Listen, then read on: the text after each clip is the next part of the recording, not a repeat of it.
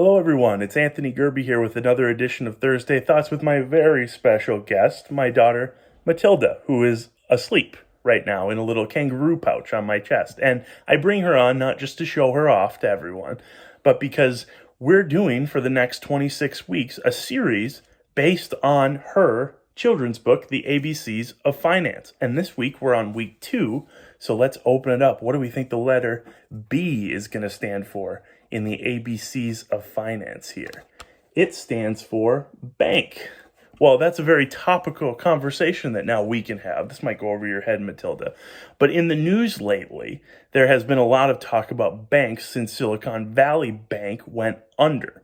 And the worry was that there would be a financial contagion, which is just a fancy way of saying the thing that happened to Silicon Valley, all its stakeholders and all its depositors requesting their money back right away, all at once, a run on the bank, to use that terminology, that would start to happen at other regional banks as well.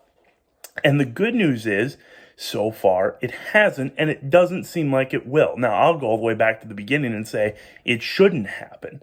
There are plenty of safeguards in for the average depositor, you and I. We have federal insurance through the Federal Deposit Insurance Corporation, or FDIC, if you've heard that acronym before.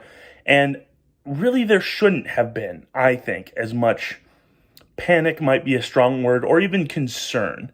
I'm never against thoughtful concern, but I think there was a lot of emotions running around when Silicon Valley Bank went under, and there was a worry that, is my bank next? Should I be moving my deposits, at least from a section of people? And the answer almost universally was no.